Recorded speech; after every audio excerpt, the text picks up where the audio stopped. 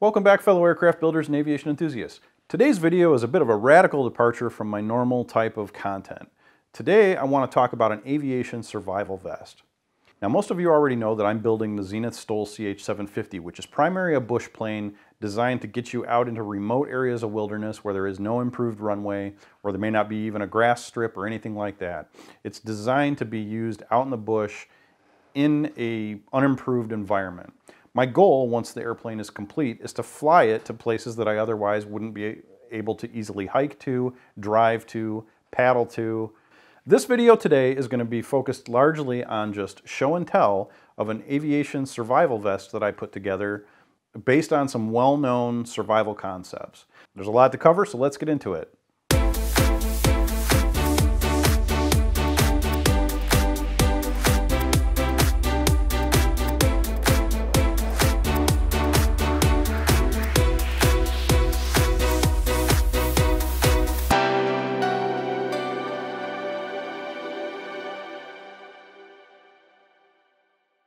All right, one of my main passions in life, aside from being in the outdoors and nature and things like that, is emergency preparedness, survival readiness, whatever you want to call it. I'm very, very, very passionate about being prepared for certain types of emergencies, certain things that are going to happen.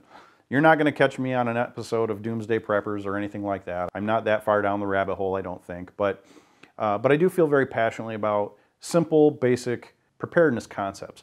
First aid kits, basic survival gear, things like that. What type of preparations can I make that are going to make me able to survive or thrive in a potentially stressful situation, whether it's a natural disaster, a forced landing in an aircraft, job loss, you name it. I'm very, very big on trying to be at least modestly prepared for things like that. I'm not preparing for the zombie apocalypse, unless you ask my wife. The things that I'm concerned about are having first aid on hand, having access to clean water, a reasonable amount of food, and things like that. Tools, skills, and things that are going to allow me to survive to a better degree than I otherwise would if I didn't have those things. So my mission for 2019, in addition to getting back to work on the Zenith when the weather's a little bit warmer, is to take the 172 on adventures that I haven't had access to before. There are a number of remote airstrips and locations that I'd like to explore with the 172 in the Upper Peninsula of Michigan, as well as out in the Great Lakes and some of the other areas of northern Michigan. Now, while these areas are not terribly remote compared to, say, the northern wilds of Canada or Alaska or out west in the deserts or mountains, you could still, if you had a forced landing somewhere, you could be without help or rescue for a good amount of time. And that doesn't sit well with me. So I decided to put together an aviation survival vest. Now, I'll show it to you here. This is a basic fishing vest, and it looks a little stuffed to the gills, and we're going to get into a lot more detail on what this kit contains. But I went with a vest because there's a kind of a well-known concept in aviation that if you have a forced landing, the potential that whatever's on your body when you bail out of the airplane on the ground or whatever, that's all you're going to have with you. Now, you would hope that you would have access to whatever is stored in the airplane, but sometimes that's not always feasible. So the big concept is whatever you're wearing, that's the minimum that you can expect to have. If you can make it out of the airplane safely and alive and live to tell the tale, whatever you're wearing on your body is what you can count on having. Everything else is going to be a bonus. If you look at military aviation survival vests, they have a minimum amount of kit. They're strategically placed throughout the wearable item, the harness or whatever, to give the pilot access to signaling equipment, water purification tablets, you name it, maybe some food rations, maybe some communications stuff, some basic survival equipment. Now, I didn't want to just go out and copy a military survival vest because that doesn't quite fit the mission that I have in mind. And so I started looking at different options. I looked at prepackaged kits. I looked at, what other people were doing as far as survival kits in their aircraft, and just decided to come up with something on my own because it's, one of my other hobbies, and I enjoy figuring out solutions to problems. So in the colder winter months, while I'm waiting to get back to work on the Zenith because I still have trouble heating the garage, it's very cold out here today, I thought I'd put together this survival vest. So we're going to get into some show and tell here. I'm going to put some links to the kit contents that I selected for this kit. And I want to point out that a good portion of this kit was devised based on Dave Canterbury's 10 C's of Survival. I'm a big fan of Dave Canterbury and his Pathfinder School. I have a lot of their educational materials as well as the stuff that they sell and or recommend. I'm also an enormous fan of Sean Kelly's Corporal's Corner channel on YouTube and highly recommend his channel if you want to learn certain specific types of skills in terms of survival, bushcraft, and primitive camping type stuff. He is extremely good at teaching this stuff on his YouTube channel, and I'm a huge fan of his, so please visit his channel as well as Dave Canterbury's channel online. A lot of what you're going to see in this kit is basically devised or derived from those 10 C's of survivability or 10 C's of survival, as well as some of the other stuff that they've taught on their channels for years, and I've incorporated that into this kit. Now, another channel I want to point you to is Sensible Prepper. That's run by Don Porter. He also hosts the Such 00 channel online. His Sensible Prepper channel has a host of useful information in terms of survival, preparedness, in different types of environments. So those are my three go-to channels when it comes to a lot of this kind of stuff. There are many others out there that I really could advocate for, but you're going to see a lot of stuff that I've used, and I can't take any credit for it other than assembling this kit. A lot of the items that I've put together in this kit are directly from their channels. So please go to their channels, support them, subscribe, like their stuff, and I would really appreciate it if you did that because I've learned a lot from them, and I want to help give them support and traffic to their channels. So let's take a look at the kit.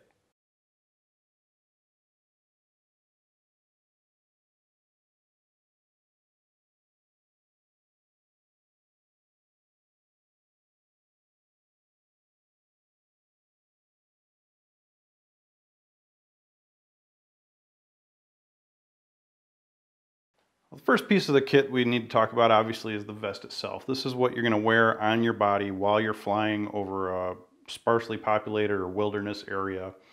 And this is a basic fishing vest.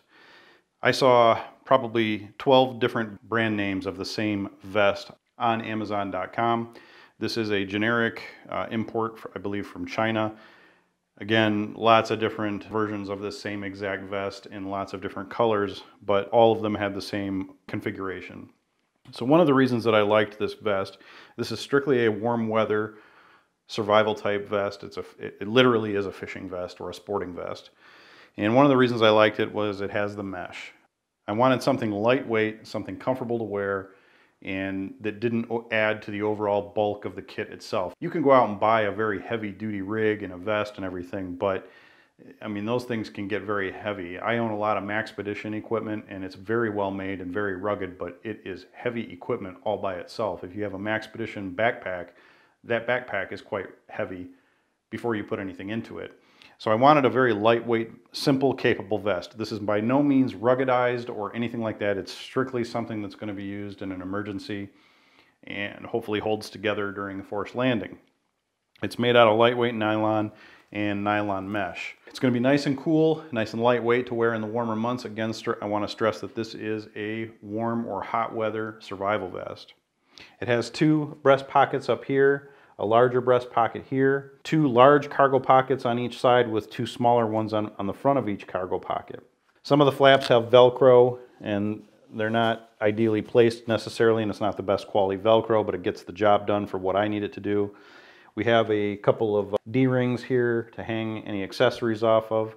I've included a small little non-load-bearing carabiner. That would not be something like a rescue carabiner, but it's just to hang accessories from. And the smaller pouches down here carry a good amount of stuff. The vest has built into it large cargo spaces with these zippers here, up here on the breast, behind the breast pockets. They actually zip into the interior lining of the vest. This mesh here is actually a double layer of mesh. And so you can zip this open and put something down in between the layers of mesh and you have all this space here. Now, to use it as a survival vest in an airplane, I'm not going to be putting anything into the lining of the vest. It just makes it too bulky. There's one exception to that, and that is the actual rear pocket of the vest. This opens up all the way to the back of the vest. The entire back side of the vest, all the way down to the bottom, is open with that pouch. And I'll show you later on what I do with that big cargo area in the rear that makes it a very nice option to carry some other shelter options with you. But essentially, very inexpensive, generic fishing vest that gives us a lot of storage capabilities, has things in what I would consider the right positions to be able to wear in conjunction with your seat belt, and especially in my Cessna and what will be my Zenith 750, shoulder belts will not be too interfered with what I can put up in these upper pockets. Down here in where the bulky items go, I don't have any issues with the lap belt. So we'll reposition the camera and take a look at the first group of items, which are going to be the water and fire kits. Here we're looking at the water and fire group for the vest kit. Up here I have two 1-quart Ziploc freezer bags. They're useful for carrying garbage, water, waste, any other things you might need to carry with it. But they're basically, in a survival sense, a backup to a water carrying implement. To the right I have two emergency drinking water pouches. These are Coast Guard approved water pouches. They contain 4.225 fluid ounces of water or 125 milliliters of water. There's only two of them because where I travel and where I fly, there is plenty of fresh water generally within a stone's throw of wherever I may end up. And additionally, water and consumables take up a ton of space in a kit. And so I wanted to have basically a refreshing drink of water if I was starting out on a survival situation. But I'm around so much water most of the time that I don't need to carry it with me everywhere I go. I have other ways to process it, which we'll see here in a moment. But I wanted to have at least a quick freshwater option on my person in the event of a forced landing, at least to get me by for a few hours until I can find water.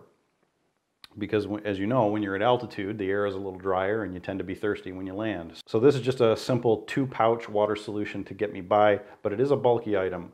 Depending on where you live and what type of situation you may find yourself in, you may need to carry more water than this. You may need to carry a lot more water than this. But I've got other options here to disinfect water. Over here on the left, I have a Frontier water straw. This is a very lightweight, pocketable item that allows you to drink directly from a stream or other water source. It's a good filtration system for an emergency situation and can provide you a reasonable amount of fresh drinking water if you're able to find a source of water. Likewise, I have some disinfecting tablets. These can be used in conjunction with the 1-quart water bags. Basically one tablet, there's 10 tablets in those pouches. One tablet will disinfect 3/4 of a liter of water. So I figure if I fill those quart bags up to about 3/4 full, a quart and a liter are pretty close. So if I go about 3/4, then one tablet will disinfect 3/4 of a bag of water and I'll be good to go. Moving over to the right, continuing with our water group, I have a stainless steel collapsible cup. Now, one of the difficulties with being able to boil water is you generally need some type of steel or aluminum or metal container. And it's really difficult to fit those in a pocket. So I remembered that plastic collapsible cups existed. I've seen them in lots of different contexts and uses. So I went and looked for one that is actually made out of stainless steel or metal. And I found this 11.5 ounce collapsible stainless steel cup. And I wasn't sure if this was going to work, so I went ahead and ordered it and did some testing on it, and I think this is a pretty good solution. This collapses down to a little less than 1 inch thick, so it's very pocketable, at least in the vest pockets. It's very pocketable. It's readily expandable, and I drilled 2 holes at 180 degrees apart from each other so that I could hang it from an improvised tripod with a bail. Collapsible cups, particularly ones made out of this smooth metal, have a tendency to collapse easily if they're in the fire. If you were to fill this with water and then set it in the fire, it'll collapse very easily. And in fact, it did that when I tested this on my stove and doused the flame. Now, I was able to compensate by making sure that I had quite a lot of friction on the cup with it fully extended, but you do have to be careful. So the solution is simply just to hang it, because if there's weight and water in the cup, it's not going to collapse. So I drilled the holes to allow myself to make some type of an improvised bail and hang this over a fire if it becomes necessary. The tarnishing on the bottom is the evidence of me having put this over an open flame and boiled water within a minute or two, and it works very well for that. So you can disinfect water with this. I suspect that you could potentially make char cloth with this as well. You could use this as a metal container to make char cloth, which we'll get into in a moment.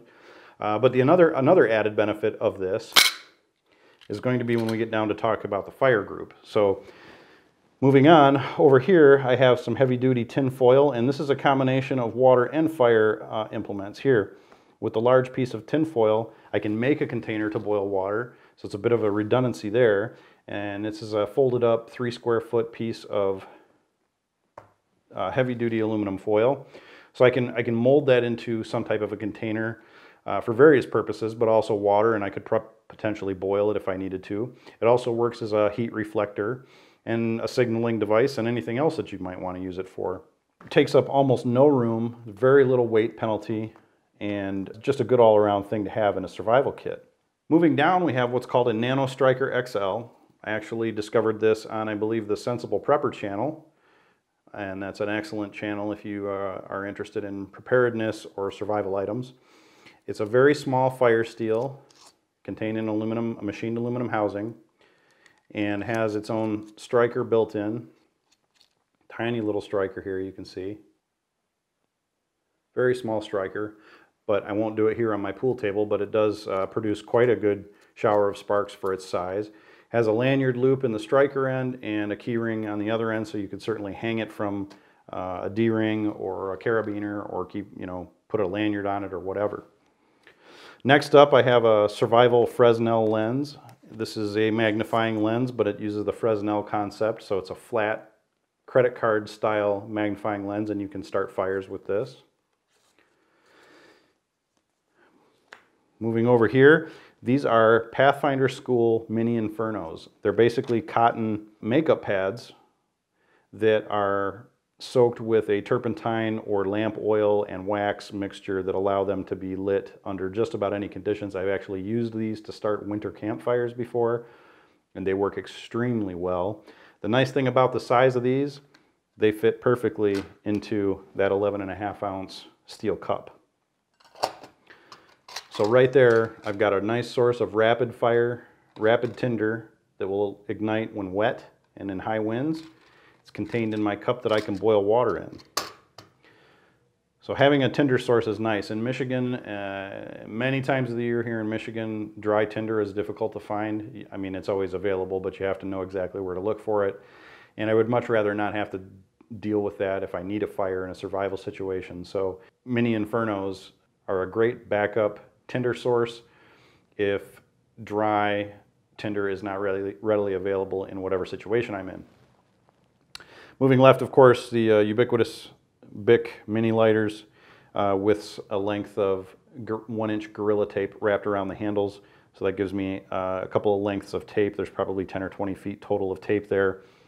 And then 2 Bic lighters. A bit of redundancy there. I don't need to carry 2. I've got a fire steel and a magnifying glass, but again, not a lot of a weight penalty there. They just don't weigh that much. A little bit of bulk to them, but this may be a situation where I only opt to carry a single Bic lighter. But if I've got the choice, if I'm going to make a fire, I'm not going to mess around with the difficult ways to make fire when a Bic is probably going to be the most reliable, easiest way to light a fire, unless for some reason both of those lighters have been destroyed. But this is the water and fire group. It's a very straightforward, simple section of the kit. And we're going to move over to the signaling group in just a moment.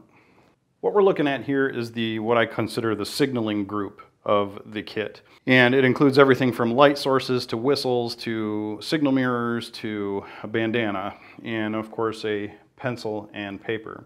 So I've elected to carry a mechanical pencil. There is some debate about whether you should carry a mechanical pencil or not. They typically are more durable than your average schoolhouse wooden pencil, but if they do break or malfunction, you may not be able to use them at all, whereas at least with a schoolhouse pencil you can sharpen manually and still use it. This is a notepad of Write in the Rain paper. It is impervious to water, so it's very useful even if the conditions are terrible.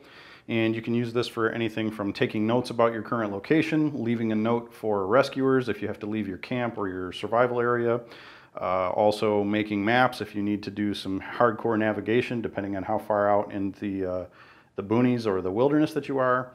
And so having a small pad of paper and a writing utensil are critical to make things either easier and or to ensure a better chance of survival. Moving over here, we have obviously a single 12-hour chemical light stick. This over here is the Olight S1 Baton miniature flashlight that is powered by a single CR123 lithium battery. I was looking for a very compact light that would fit in a pocket, and a headlamp is always going to be a better choice, but it's not as pocketable or portable as a regular old flashlight, and there are certain circumstances where I prefer a regular handheld flashlight. So Olight makes some very high quality lights. This is a very, very bright light. It has a side ignition switch here, a belt clip or hat brim clip, and has 3 or 4 brightness settings. Excellent little light, very durable. Not a cheap light by any means, but certainly is going to give you the ability to signal, obviously find your way in the dark. Down here we have a rescue whistle, very, very loud, 130 decibel rescue whistle, and a signal flash mirror with a sighting hole in it so that you can signal aircraft or rescuers from a long distance away. Last thing over here in the signaling group is actually a highly multi-purpose item. It's an orange bandana. It's 100% cotton. You can use it to make char cloth. You can use it to pre-filter water.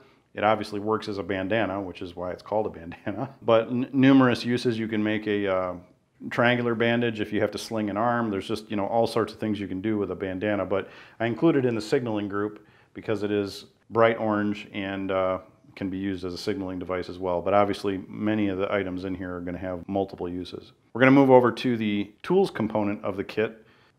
This is what I consider the tool category of the kit. The primary thing, again, this kit is based off of the 10 C's of survival, which include things like compass, cordage, canvas needle, and a cutting tool.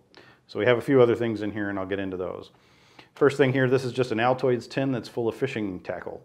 I could make that a little less bulky, but I like the fact that it's a metal container that contains my hooks and sharp. I've got a few lures in there, a handful of hooks, some steel leaders, some 6 or 8 pound line, sinkers, and a few other things. And having it in a metal container, while it sounds like a rattle trap, is a very sturdy little way to carry those without worried about punctures and things like that. So I just made that up with a spare Altoids tin. You can take a look at my checklist on that and see if that's something that you want to mimic or create your own, or use something else entirely if you even want to bother carrying a fishing kit. This is somewhat of a largely optional item. In a survival situation, you may or may not be in a position where you need to secure meat or fish or food. There's an argument to be made for and against that depending on how long your situation lasts, but I figure it's not a very big weight penalty, it's not a very big size penalty. It does add a little bulk to the vest, but in my opinion, it's worth it to carry. Moving down, we have some surgical tubing. This is 36 inches of surgical tubing. Obviously, multiple uses there. You can use it as a long drinking straw or a water siphon if you have to access water that is difficult to get to, but you could drop a tube down to it. You could secure water that way. Obviously, surgical tubing is extremely useful as a tourniquet, and you can use it to make a slingshot if you need to, although I would think we'd be in bad shape if we're resorting to making a slingshot, but you never know. Obviously, you can tie things off with it, make repairs or whatever, use it as a suspension device and things like that.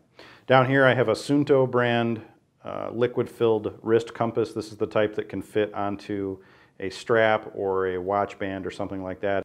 It's not a cheap compass by any means, but it is a very small, limited use compass. You certainly would be better off with a military-style sighting compass with a mirror or a lensatic compass if you know how to use those, but all of the stuff in this kit was designed to be as portable as possible while having either multiple uses or satisfying at least one of the 10 C's of survivability. So this is the size compass we ended up with in my kit, and I'm satisfied with that for an emergency situation.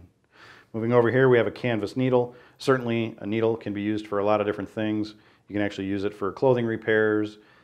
I wouldn't get into suturing myself up with a needle of that size, and we're in dire straits if we're trying to do that anyway, but it can be magnetized ahead of time and used as an improvised compass, and you can actually do other types of non-clothing type repairs with it if you need something. You can dig splinters out with it, you can do other things with it. So useful item to have, obviously very little weight penalty. The only concern I have with this is it going to be stored someplace in the kit that can puncture anything?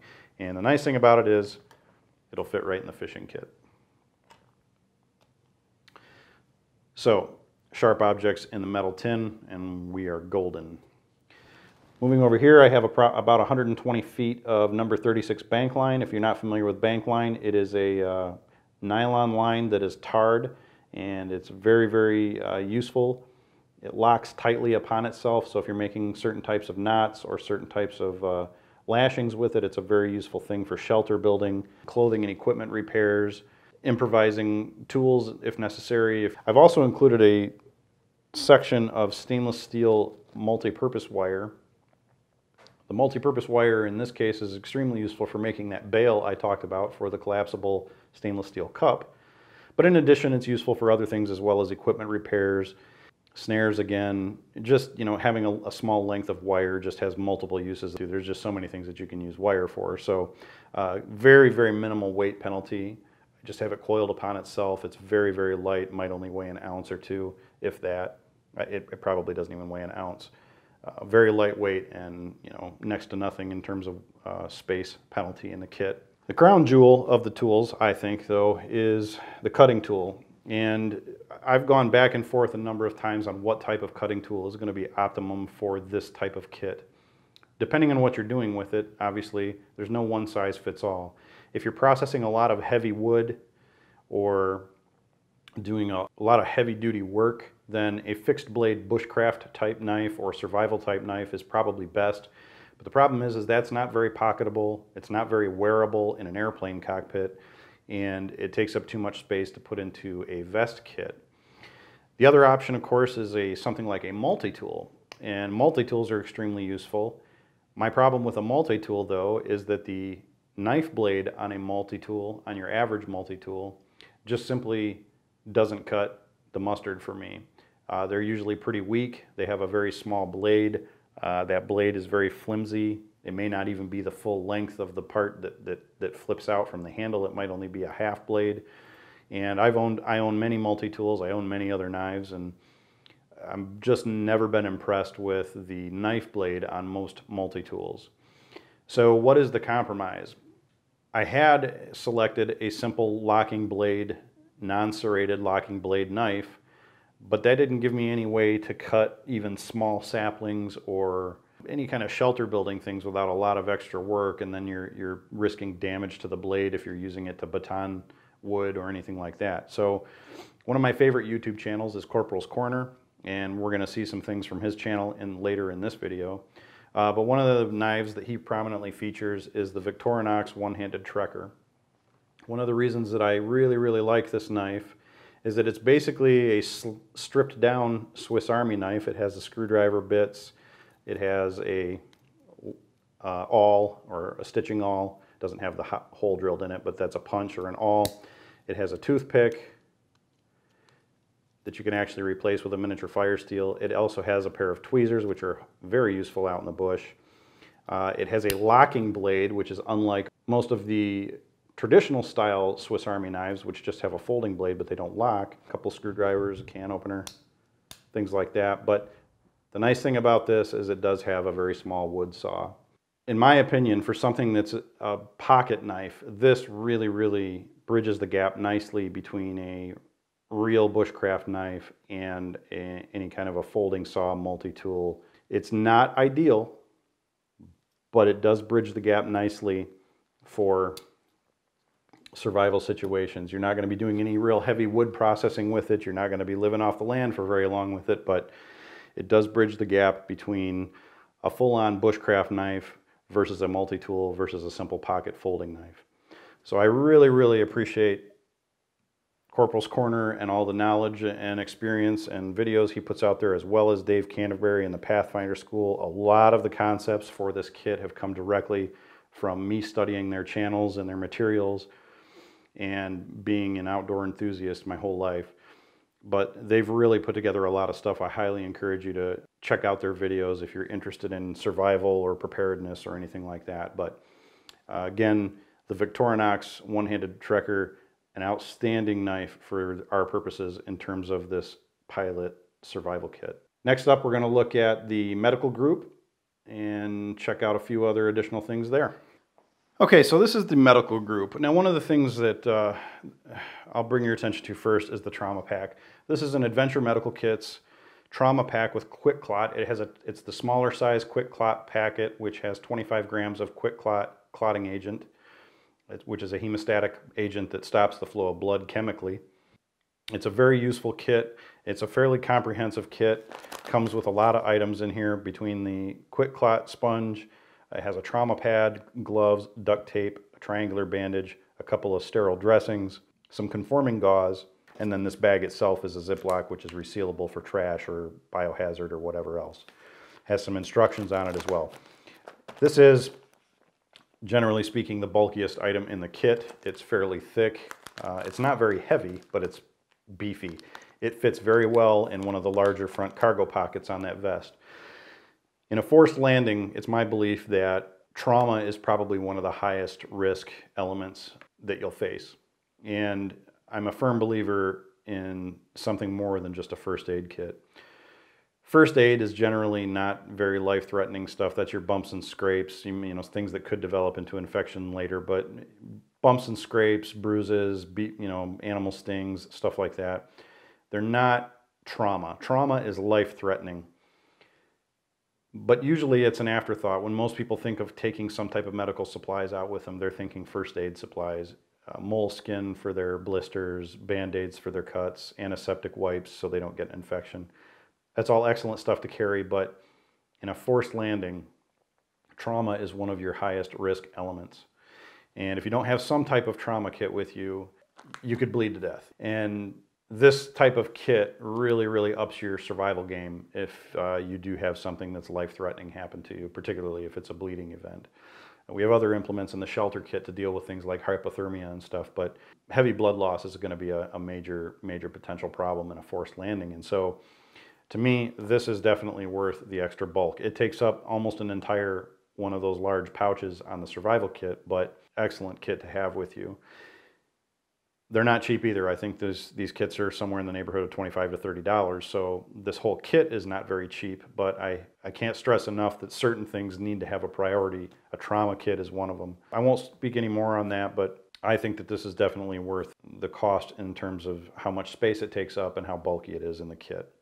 Moving over here, I've got just a clamshell plastic kit. I think this was originally a first aid kit that came with a swag bag at a employment event or something like that. I think something my wife got way back when she was looking for a job fresh out of college, and I hung on to the container forever because I thought it was just a perfect size for some type of pocket kit. Well, I took it and made it into a pretty comprehensive first aid kit. In that kit, we've got things like anti-diarrheal, Benadryl, ibuprofen, Tylenol, antiseptic wipes, bandages, steri strips for wound closure, and a bunch of other things. I mean, it's pretty brimming, which is why the tape is taped around it, but it's a pretty comprehensive kit that's kind of stuffed to the gills right now, but it's amazing what you can pack into a small space if you have the right kind of stuff.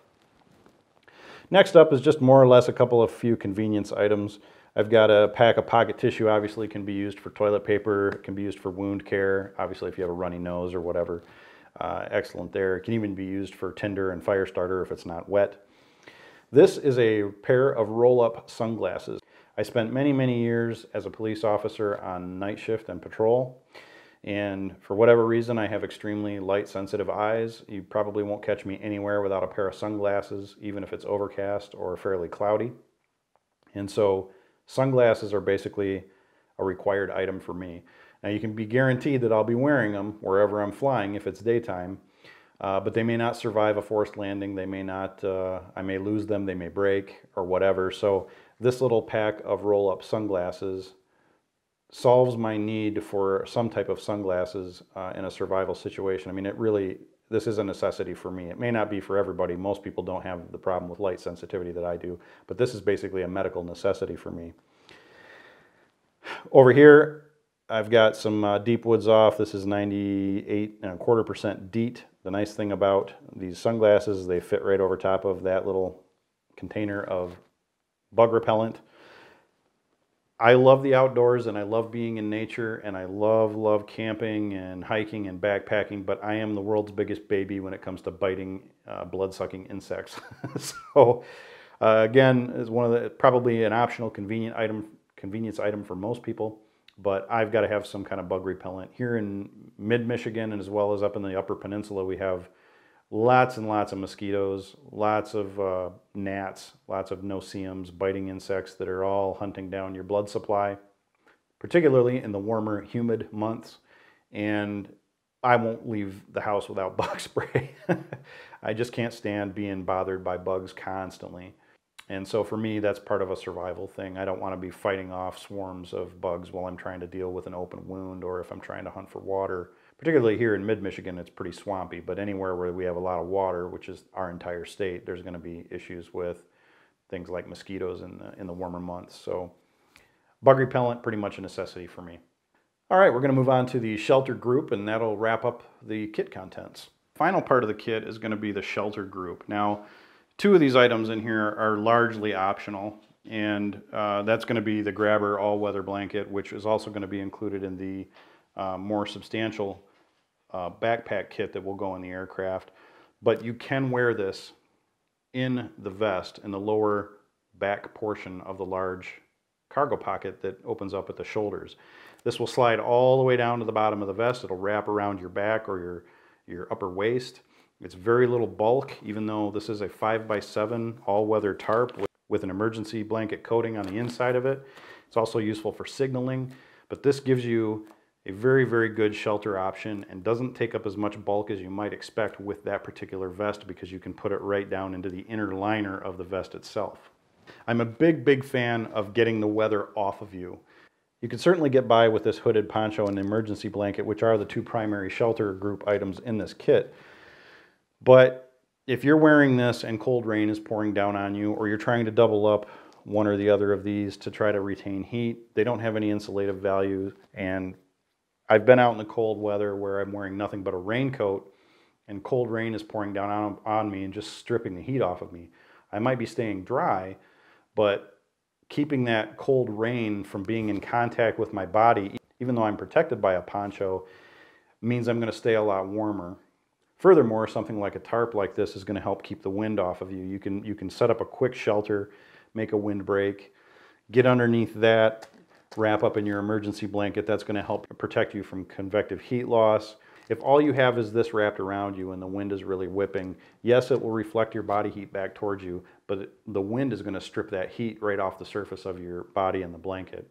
So it's better than nothing, and it certainly is great because it's a nice pocketable item. This is one of those Mylar pocket space blankets. It's a great item to have. I would never leave without one. But using this in conjunction at least with some type of shelter option, and then of course something like this, which actually gives you a place to get into and out of the elements rather than just sitting under a poncho, is definitely going to bump up your survival game. Now, the one thing that I like about this kit in particular, this is taken straight off of Corporal's Corner YouTube channel. I highly recommend you go visit his channel. I do not take credit for this. I did not invent this. I did not devise this. This is strictly came from Sean Kelly, who is an instructor with the Pathfinder School. It's a 25-foot piece of paracord rigged up in a specific way with 3 prusik loops made out of bank line so that you can get this shelter up in the elements rapidly in under 2 minutes. And I'm a huge fan of this system. I really, really like this system, as well as everything that's on the Corporal's Corner channel, as well as Dave Canterbury's channel from the Pathfinder School. Big fan of their material. This item, a little bit of a space penalty in the kit, but you can still fit it in there. The shelter, these things together give you quite a fighting chance out in the wild if you end up in a survival situation, particularly if it's bad weather. All right, that makes up the bulk of the kit. I hope you enjoyed the video, a little bit of a departure from my normal content. I'm going to make a follow-up video to this at some point in the near future that will be the more comprehensive survival kit, along with some extras that I carry in the winter that will complement the survival vest, and those items all complement each other. So stick around for that. Now that the weather's getting a little warmer here in Michigan, I'm going to be back out in the shop filming some build videos and some construction tips. And I still have a few drafting videos to finish editing as well. So thanks for watching. We'll see you next time. For more information about the Zenith STOL CH-750, please visit Zenith Aircraft Company online at www.zenithair.net. If you liked this video, please give it a thumbs up and consider subscribing to my channel. Be sure to click on the notification bell to receive all the channel updates. For additional information on the project, check out my blog at gregsplane.blogspot.com. You can also contact me directly at gregsstolch750@gmail.com. As always, thanks for watching and good luck with your projects.